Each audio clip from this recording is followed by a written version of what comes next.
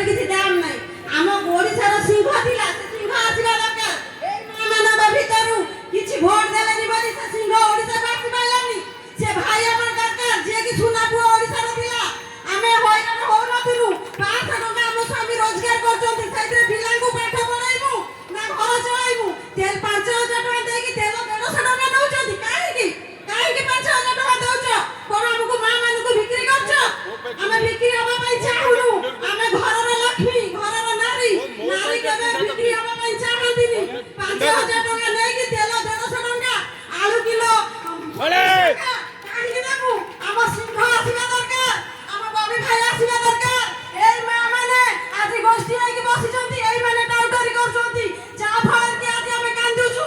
ଆମେ ଆଖିରେ ଲୁହ ଦେବା ପାଇଁ ଚାହୁଁନା। ମୁଁ ଚାହେଁ ମୋର ଏଇ ଭାଇ ଆସିବା ଦରକାର, ଆଉ ମୋ ଓଡ଼ିଶାର ସିଂହ ଆସିବା ଦରକାର। ମୁଁ ଆଜିଠୁ ଆପଣମାନଙ୍କ ହାତ ଯୋଡ଼ି ପ୍ରଣାମ କରୁଛି। ଆମ ସ୍ୱାମୀ ଡେଲି ମଜୁରିଆ, 500 ଟଙ୍କା ଆଣିଲେ ମୁଁ କୋଉ ପିଲାଙ୍କୁ ପାଠ ପଢ଼େଇ ପାରିବି? ମୋର 2ଟା ଛୁଆ, ଶାଶୁ ଶ୍ୱଶୁର, ଏମାନଙ୍କୁ ମୁଁ ଚଳାଇ ପାରୁନି। ଯଦି ତେଲ 150 ଟଙ୍କା ଦେଇ କିଣିବି, ଗ୍ୟାସ 2,000 ଟଙ୍କା ଦେଇ ଭରିବି, ତାହେଲେ ମୋ ପରିବାର କେମିତି ଚଳିବ? କାହିଁକି 5,000 ଟଙ୍କା ଦେଇକି ନାରୀଙ୍କୁ ନିଲାମ କରୁଛନ୍ତି? ଘରର ଲକ୍ଷ୍ମୀଙ୍କୁ ବାହାରକୁ ଆଣୁଛନ୍ତି। ଚୁଲି ବ୍ୟବସ୍ଥା ନାହିଁ, ଗ୍ୟାସ ବ୍ୟବସ୍ଥା ନାହିଁ, ଏମିତି ଆମକୁ ଦାଣ୍ଡର ଭିତରେ କରନ୍ତୁ ନାହିଁ। ମୁଁ ଏତିକି ଚାହୁଁଛି, ମୋ ପୁଅ, ମୋ ଭାଇ, ମୋ ଗାଁର ରାଜ୍ୟ ସରକାର ଆସିବା ଦରକାର। ସେମାନେ ଆମକୁ ବହୁତ ତକଲିଫ କଲେଣି। ପିଲାଙ୍କ ସ୍କୁଲ ଫିସ୍ ଦେଇପାରୁନୁ। ମୋ ସ୍ୱାମୀ ମାନେ ରୋଜଗାର 500 ଟଙ୍କା କଲେ ବି ଆପଣଙ୍କ ସ୍ୱାମୀ ବି 500 ଟଙ୍କା ରୋଜଗାର କରୁଛନ୍ତି। କେହି ଗଭର୍ଣ୍ଣମେଣ୍ଟ ସର୍ଭିସ ସେଠି ନାହାନ୍ତି। ଆମେ ଯଦି ଜାଳ କିଣିବୁ, ତା ସହିତ ତେଲ କିଣିବୁ, ପରିବା କିଣିବୁ, ସବୁ ରେଟ୍ କରିଦେଉଛନ୍ତି। ପେଟ୍ରୋଲ ପମ୍ପରେ ମୋ ସ୍ୱାମୀ ତେଲ ପକେଇ ଗଲା ବେଳକୁ ଗାଡ଼ିରେ ଚିହ୍ନ ଦେଇ ଦିଆଯାଉଛି। କାହିଁକି ଏ ନିୟମ? କ'ଣ ଥରେ ତେଲ ପଡ଼ିବ? ଆଜି ମୋ ଶାଶୁ ମରିଯିବେ, କିଏ ବୁଝିବ ସେ କଥା? କି ନିୟମ ହେଇଛି? କି ସରକାର ହେଇଛି?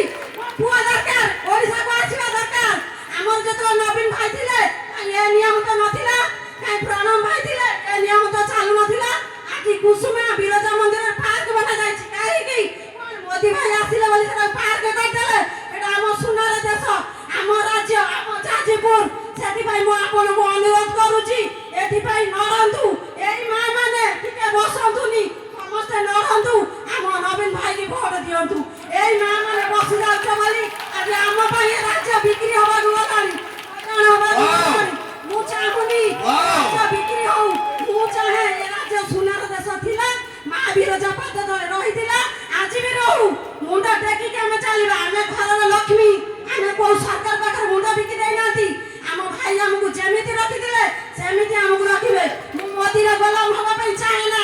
ଯୋଉ ନବୀନ ଭାଇଙ୍କର ମୁଁ 3 ଝିଅ, ଘରର ବୋହୂ, ଘରର ଲକ୍ଷ୍ମୀ, ସେମିତି ହେଇକି ରହିବା ପାଇଁ ଚାହେଁ। ମୁଁ ଦିନେ ଦାଣ୍ଡକୁ ଆସିନଥିଲି କି ଆସିବାକୁ ଚାହେଁ ନା। ଗୋଟେ ବୋହୂକୁ ଯେତେବେଳେ କଷ୍ଟ ହୁଏ, ସେ ଷ୍ଟେଜ ଉପରେ ଆସି କୁହେ ମୁଁ ବହୁତ କଷ୍ଟରେ ଚଳୁଛି, କାରଣ ମୋ ସ୍ୱାମୀର ଏତେ ରୋଜଗାର ନାହିଁ ଯେ ମୋ ଛୁଆଙ୍କୁ ପାଠ ପଢ଼େଇବ। ସ୍କୁଲ ଫିସ୍, ପ୍ରାଇଭେଟ ସ୍କୁଲରେ ଗୋଟେ ଛୁଆକୁ ପାଠ ପଢ଼େଇବା ଆମ 500 ଟଙ୍କା ରୋଜଗାର ନିୟମିତ ନୁହଁ।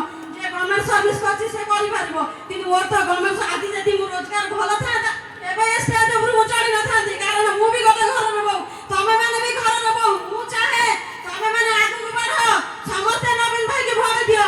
ଏଠି ଏ ସମ୍ମିଳନୀକି ଆସିକି ଠିଆ ହେଇକି ଟିଫିନ ଖାଇ, ପାଣି ବୋତଲ ନେଇକି ପୁଣି ଘର ରଙ୍ଗ ବଦଳେଇ ଦିଅ। ଆମରି ମାନଙ୍କ ପାଇଁ ନବୀନ ଭାଇ ଭୋଟ ପାଇନାହାନ୍ତି। ଆମେ ଚାହିଁଥିଲେ ସେ ପାଇଥାନ୍ତା। କାହିଁକି ମୋଦି ସରକାର ଆଇଲା? 25 ବର୍ଷ କାଳ ରାଜୁତ କରିଥିଲା ନବୀନ ଭାଇ। ଆଜି କାହିଁକି ମୋଦି ସରକାର ଆମ ଯାଜପୁର ଡିଷ୍ଟ୍ରିକ୍ଟରେ ପାଇଲା? ମୁଁ ଚାହେଁ ନା। ମୁଁ ଦୟା କରୁଛି, ଆପଣମାନଙ୍କୁ ଅନୁରୋଧ କରୁଛି। ମୁଁ ଏଇଠି ଆପଣମାନଙ୍କୁ ପ୍ରଣାମ କରୁଛି। ଆମ ସରକାର, ଆମ ନିୟମ ପୁଣି ଫେରି ଆସୁ। ଆପଣମାନଙ୍କୁ ମୋର ଅନୁରୋଧ।